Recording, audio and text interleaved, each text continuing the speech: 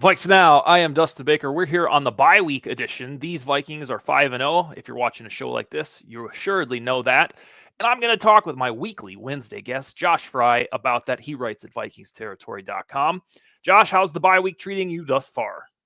It's good, man. I mean, we got another stressful win out of the way, but hey, win's a win, and we're 5-0, and now we get to relax for the next 10 days and not even really think about what's going to happen to this Vikings team, and we just get to ride into whatever happens on Sunday. The Vikings are still going to be at the top of the NFC, and that's all that matters.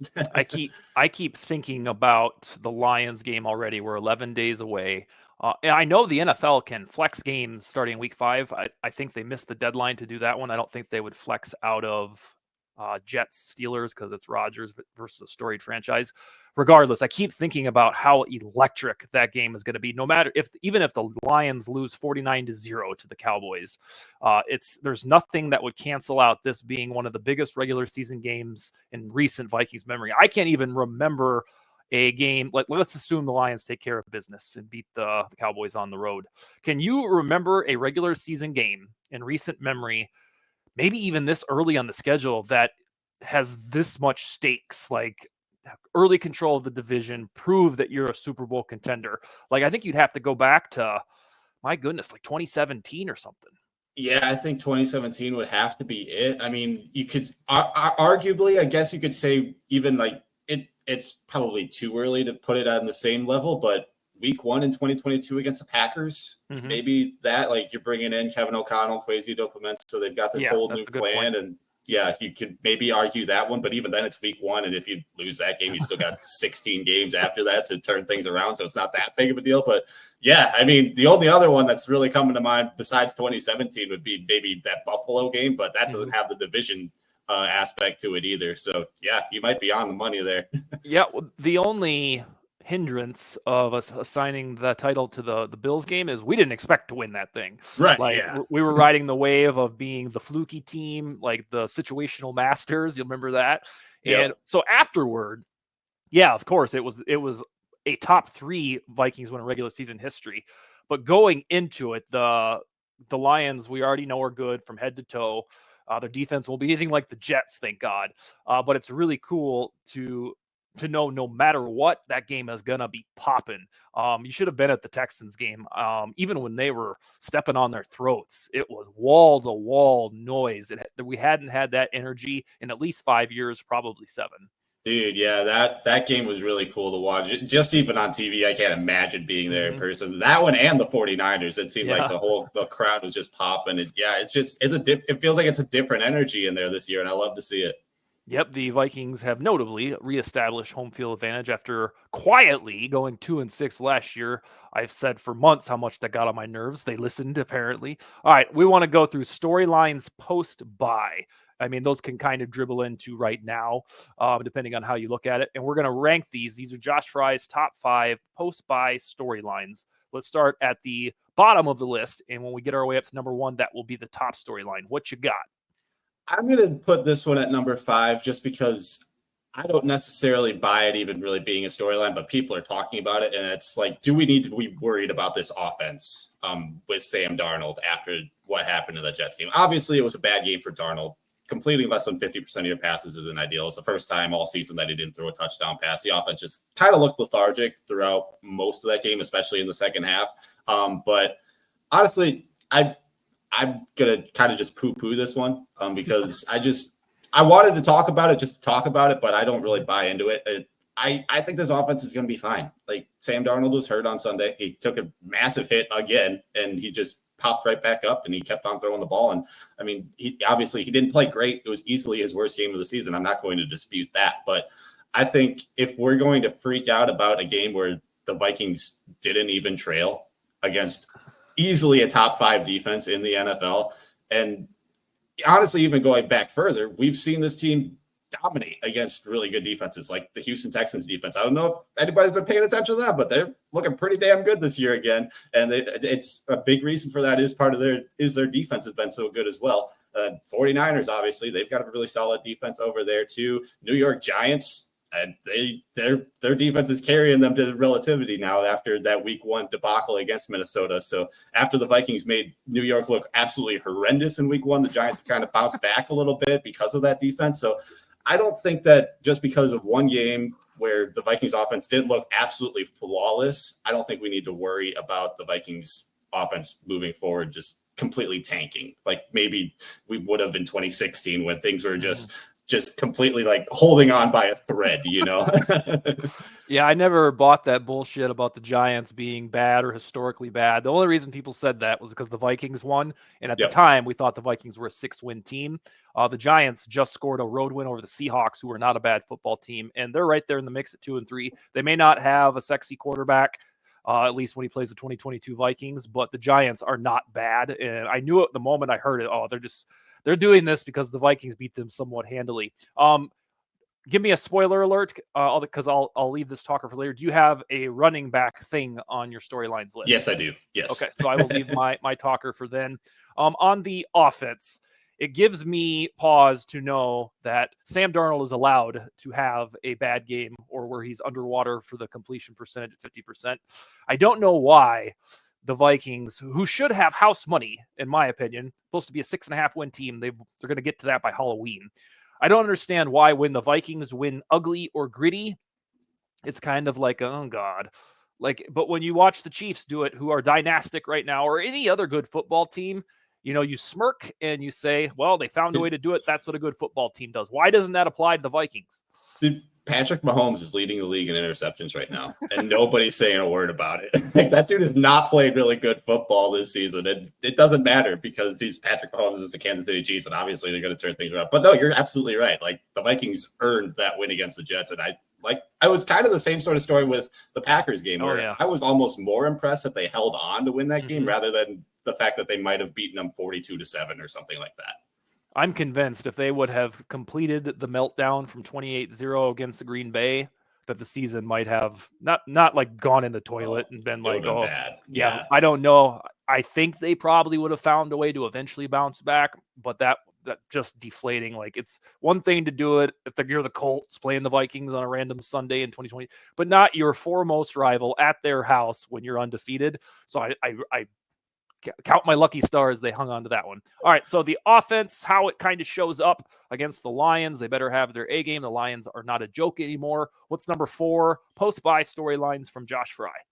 Number 4, it's this one. It's kind of just interesting to me. I don't know if it's necessarily surprising to anybody at this point, but just Dallas Turner's utilization on the defense and how that looks moving forward into the season as well. I mean, obviously he was hurt in week 3, didn't play. And since then, his snaps have just continuously, steadily gone down. He's played less than 15 defensive snaps in each of the past 2 games. And reminder, the Vikings are also without their other first-round pick, J.J. McCarthy, throughout the entire season. So they're kind of getting 2 first-round picks who aren't really seeing the field all that much in their rookie seasons, which I understandably for Vikings fans, it might be a little bit concerning to some people, considering the recent histories of some of the first-round picks like Lewis Seen, not really getting on the field at all and not really doing much. But I think it's going to be interesting just seeing how his utilization is moving into the remainder of the season. And I'm not freaking out about it at all because obviously Andrew Van Ginkel's been fantastic. Jonathan Grenard's been fantastic. Patrick Jones has just been lights out as a pass rusher. So it's almost to the point where the Vikings just don't have a ton of room for Dallas Turner on their 2024 defense. And we might just have to look to 2025 to really get the true version of what that guy can be. But I'm just going to be very curious to see how the Vikings utilize him moving on past the bye.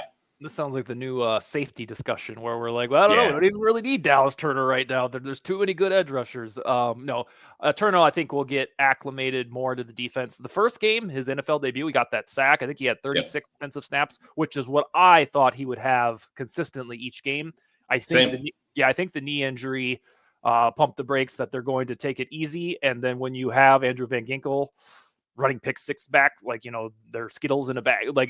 You don't need to rush a guy back. So I think that's where they're at with him. For about at least a half of a decade, Josh, I've wondered how the San Francisco 49ers can get away with striking out on first-round picks. And watching the Vikings for the first couple months of the season, I get it now. Like, as long as you have elite coaching, which we think we have, and then your free agent class delivers, you can get away with some either an injury to McCarthy in that case, or Trey Lance's multiple injuries, or Dallas Turner only having 13 snaps per game. It made me scratch my head for years saying, when do they have to pay the piper? We have Lewis Cine and Andrew Booth, and here we are at 7-10.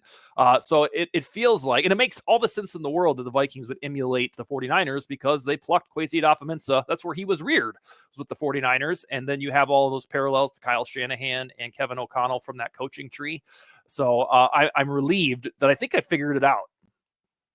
Yeah, no, I absolutely agree. It's really cool to see that the Vikings, we talked about this, like, I think it was either week 1 or week 2, but the depth on this team is just absolutely fantastic right now. And it's not anything that we really expected to see out of this group in 2024, just because we look down this roster and cornerback's going to be bad. Linebacker might be an issue. Edge rusher, who knows what's going to happen? Is Jonathan Grenard going to take a step back after his one good season? Is Andrew Van Ginkel going to be okay? That defensive tackle, obviously, quarterback, all these spots where we we're looking up and down the roster like, oh man, is this unit going to even hold up throughout an entire season? And 5 weeks in, so far, so good. I think with roster depth, like if we're chilling in July or August, I think you and I, we thought the depth was okay. Like, we weren't panicking, but neither of us thought it would be elite. No, yeah. Like, it might have been enough to get the Vikings somewhere into the wild card or something like that. But leading the NFC, no, I did not think that was going to be even an option in July. Yeah, I want to tell our viewers, Yannick Eckhart, who comes on this show about once a month, he comes to visit my house, my family, every Christmas for about 5 or 6 weeks, and then he goes to all the Vikings games with me. And he was planning his trip for probably Thanksgiving, so that way he could see, like, my goodness, 4 or 5 home games. But now he was like, I think I'm going to wait till mid-December because these bitches are going to have a home playoff game. And, he's not kidding, because if you look at the landscape of the NFC, this is unbelievable, Josh. The 49ers are 2-3. Like, I think they'll probably figure it out. But right now, they're human, and the Vikings already beat their ass. Then you have the Eagles, who I don't know if they're ever going to figure it out. They look good some games, like shit other games. The Cowboys are pedestrian, or at least played awful for the first, weeks 2 and 3. The Zimmer defense got cooked. And then you have the Lions, who we know will be good. I'm sure the Packers find a way to get to 9-8 at least and get in the postseason. But after that, the NFC is winnable, especially if there's a point differential for the Vikings. If they continue to step on teams like they lead the league in point differential, I think if anybody is on the fence, or, these are the Vikings, they're going to find a way to Viking. Of course, we know that. But this NFC is winnable all of a sudden. Do you agree? I absolutely agree. And I mean, like, yeah, obviously Vikings fans are going to have some sort of PTSD about past playoff runs. But at this point, I'm not worried about it. Just enjoy what we've got in front of us right now, which is just a really damn good football team that goes out every single week and takes the life out of their opponents every single week. It's really cool to see. And hopefully it continues. But obviously, Vikings world, that playoff run is probably going to come crashing and burning at some point in January. But for now, I'm just going to enjoy the ride because this has been really fun. Particularly in a season that was considered flyover country. Exactly. To get to the McCarthy era. All right, what's number, let's see, 5-4. What's number 3 on storylines for us to monitor? Well, speaking of first-round picks and not really doing too much, I'm going to stick with I'm going to go with Jordan Addison.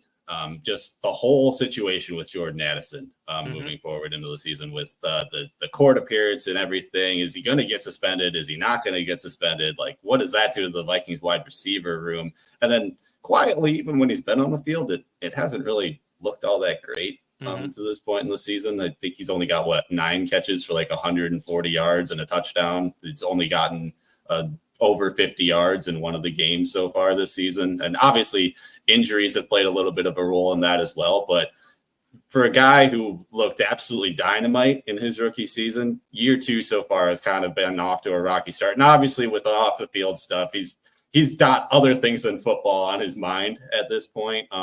But if that continues, it's going to be interesting to see if, like, what the Jets did on Sunday to the Vikings offense. Are they going to be able to just hone in on Justin Jefferson and make the other guys try to beat him? And are they going to be able to do that? I think just the whole situation with Jordan Addison is going to be a big storyline to keep an eye on throughout the rest of the season. We think his legal matters will be adjudicated in the off season because the thing got postponed till December, and I'm pretty sure they can say, all right, hey, let's chat about this in March or something like that. Sure. And then he had the rather incredible game against the Packers. But outside of that, you're nervous about the ankles, the injuries, or his quiet week 5? It's kind of just all around. Like, obviously ankle injuries for a wide receiver are not really anything that you ever want to see, especially out of your WR2, who's supposed to be a guy who goes for 1,000 yards and like 10 touchdowns, something like that.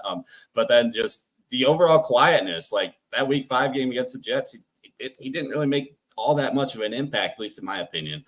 So it's obviously I've already said that I'm not all that worried about the Vikings offense. So I think he's going to turn it around. It's just going to be a matter of when does that happen? What does that look like? And I think TJ Hawkinson's return is ultimately going to be a big factor in that as well. I'd say about 35 times on Sunday when it became clear and obvious that the Jets defense was going to stifle the Vikings, I kept thinking, God, we need Hawkinson in the middle of the field because they did their, when they weren't being handsy, they did their job containing Jefferson Addison, which almost no team could do. And I was like, God, I don't know, can Naylor step up? Is Johnny Monk, can he get open? I was like, kept thinking, they only had Hawkinson. So thankfully he should be back either 11 days from now or 15 days from now for Thursday Night Football in Los Angeles. All right. Number 2. Number 2 is it's an issue that plagued the Vikings throughout last season, and it's continued to do so in 2024. And that is the turnover issues. This team is just consistently figuring it's been buoyed by a defense that's been absolutely great at forcing the opponent to turn the ball over. Like Aaron Rodgers, 3 interceptions last week. That doesn't ever happen. I think it's happened, 5 times in his career to this point in 20 years. So I think that has kind of taken some of the attention off of the Vikings turnovers. But man, if this team's going to make a run in January, these turnovers absolutely have to stop because that is the exact one thing that I think, assuming everybody stays healthy, I think the turnover issues are going to be the thing that absolutely derail the Vikings, whether it be down the stretch of the season when they're fighting for a division title when they've got 4 division games the last 5 weeks or something like that, something crazy like that. Or when it's actually in the playoffs and they're going up against one of those really good defenses that we've already talked about. I think that would be the one thing that I'd ultra concerned about for this Vikings team, and I really think that they need to change over the final 12 games of the season. But yeah, just the turnovers. If you are a Viking fan watching this and you are convinced that the start is fool's gold, kind of like 2016, Josh here is absolutely correct that the thing that would sink this and make it a repeat of 2016 is if the defense stops forcing turnovers at the current rate to compensate for the offense. So the offense, very quietly, ugly stat, they rank in the bottom 5 bad-wise in terms of giveaways. But we just don't care because the defense ranks number 2 behind the Packers for taking the ball away. In 2016, before the bye week, the Vikings stole the ball from opponents all of the time. And then that stopped. So that would be the only parallel that I can see in terms of, hopefully this doesn't happen again, or happened in 2003 as well, although the defense finally just got exposed. And that was a one-sided operation. So that is a very valid storyline and paranoia that if it really doesn't matter if they insist that they be on their bullshit and fumble and throw interceptions, the defense has to exactly continue its pace right now, because winning the turnover battle is the important part. Last year, the Vikings didn't do that. So when they had all those turnovers, we kept saying on shows like this, if they could just figure out that fumble problem on the first drive, this will be a good football team. Wouldn't you know it? They figured out that fumble problem on the first drive, and before you knew it, even with Jefferson out of the lineup, they were 4-4. So yeah, I'm right there with you that if the giveaways persist, then the defense has to absolutely match the clip. Yeah, 100%. Like that's yeah. Let's get to your final storyline, the top one. I guess I had a huge spoiler earlier. Let's hear it. Yeah, you did. At the top one is for me, it's Aaron Jones. Is this dude going to be able to stay healthy throughout this entire season? Because for me, I am kind of shocked that the Vikings have utilized him as much as they have over the first 5 weeks. Like we talked about it in the offseason. I kind of thought Ty Chandler was going to take the bulk of the carries, especially early on in the year. And then Aaron Jones would be kind of their secret weapon down the stretch of the season where they just kind of work him into the offense for late December playoffs, because he's the type of guy where you get him the ball, he's absolutely electric when he's healthy. But man, that injury week 5, and then you bring in Ty Chandler, and he just kind of drops a dud on you. And then the offense after Aaron Jones's injury looked significantly worse. And I think this dude has been just the secret sauce to Minnesota's success on offense. We've talked about it all season with the screen game opening up, and this dude just finding ways to create running lanes that really there are very few running backs in the entire NFL that can really do the sort of things that Aaron Jones does with the football. So just this dude needs to stay healthy for the Vikings to have their magical run in 2024. Whether it's Aaron Jones or any other really competent RB1, this is how it works on offense. Teams that can run the ball efficiently, like you and I said on the show almost every week during the spring and summer, their offense can be fully unlocked. It opens up the opposing secondary, so you can pick apart, secondaries with guys like Jefferson, Addison, and eventually Hawkinson. But if you don't, if you have Madison as your RB1 or Aaron Jones gets hurt and you have to make this emergency pivot where the guy is just completely muffing like handoffs like he did in Chandler, then you become one-dimensional. And that has been my only grievance with Kevin O'Connell up until this season is, God, he's got to figure out how to run the football, because it doesn't matter if you want to roll rear back and throw the ball 70% of the time, great. Like it'll be fun to watch because Jefferson will set the receiving yard record, but you're not going to get deep in the postseason. You have to be able to run the football. It doesn't mean you have to establish the run and run it like it's 1982, but you have to be able to run it efficiently, especially when you're ahead, like these Vikings like to do by 17 points, to move the sticks and run out the clock. And so I'm right there with you again on Aaron Jones. Brevin Bain had a good point on our Sunday night reaction show that Ty Chandler to him is really good when you compare him to Alexander Madison. And it might be a different ball game when you have, all right, well, he's the counterpoint now to Aaron Jones. It might feel a little bit mad. Do you trust, let's say, Aaron Jones misses the Lions game? I don't think he will, but let's say, bad Vikings voodoo, he does. Do you trust Ty Chandler as the RB1 in that game and indefinitely? I don't know that I would trust him indefinitely as the RB1. I do think that Ty Chandler, like, if you want to throw him, if you say that he's going to be your RB1 for like 2 weeks or something, I think that he's more than capable of living up to that billing, because I think that he is definitely capable of having really good games. And he's shown that throughout his NFL career so far, especially last season after Alexander Madison really struggled. But I think that he's inconsistent enough to where I don't really want him to be a full-time RB1 at this point, especially when you do have a guy like Aaron Jones who has shown what a true RB1 is capable of at the NFL level. So, yeah, I think that would be my answer at this point. Like, give him a spot start here and there. It's kind of like the long relief pitcher coming in. You got a banged up rotation. You get just giving a guy a start here and there. But I think that Ty Chandler can thrive in that role. But as an indefinite or RB1, I don't think I'd love that as much. I want to see how. Well, I hope it doesn't apply, but let's say Jones cannot play. I think Jones will be fine. He was at the Timberwolves game last night, and they said that it's week to week. Thank God the bye week is here. That way he can heal. I want to see Jones with a full week's preparation against not a Jets team, because Jones did look good in the first 4 games, or at least 3 games. I remember thinking this is 1A and 1B. And so I'm not utterly out on him. The fumble was horrendous, of course, but he's faster than Jones. I enjoy that. He just doesn't quite have the savvy that Jones has accrued since 2017. Let's see. What about Myles Gaskin? Would that do anything for you? Or do you think that? No, not really. Not if I'm being honest. No.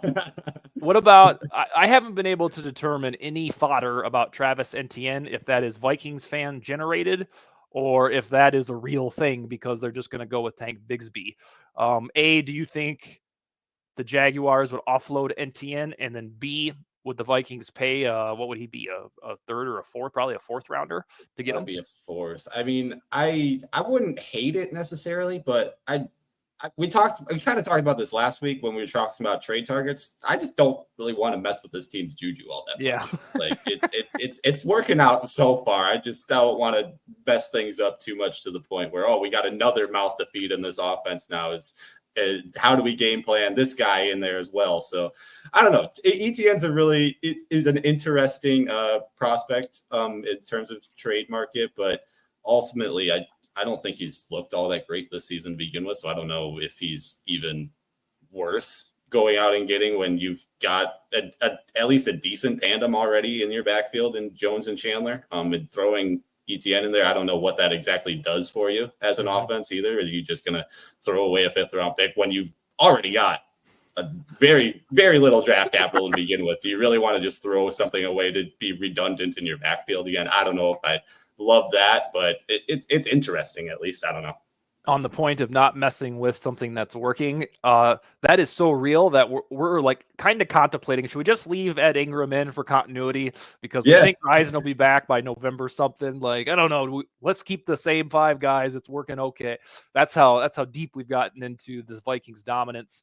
One thing I'm sure you'll hear, certainly me say, and I think Josh will be right along with me when we get to January, February, March, and April, is the Vikings, whether Aaron Jones comes back on a 1-year deal, 0-year deal, or 4-year deal, the Vikings should draft a running back who's more than just some scrub from the 7th round, because we now know beyond the shadow of a doubt the proof this offense can really take off when there is a bell cow back or a young guy. We've seen what Aaron Jones can do, and thankfully NFL drafts, it's usually easy to get running backs. I expect the Vikings to trade back from their first pick and kind of snowball some capital. Would be a somewhat perfect spot to explore a running back as well. Before you log off, do you got any Vikings themed draft stuff, like hot takes that you've got on your brain? I know you've always got draft on the brain, and I'm putting you on the spot. Anything that we either need to call out a player, they need to look at cornerback for sure. What are you thinking? I mean, I would love Ashton Jeanty in this offense.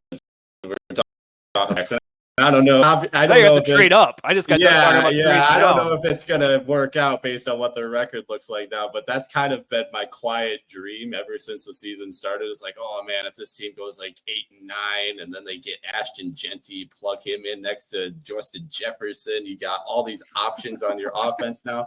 Like that would be really cool. And I don't think that's going to happen with how Jeanty's looked through the first 6 weeks of the season, 7 weeks of the season, whatever it is at this point.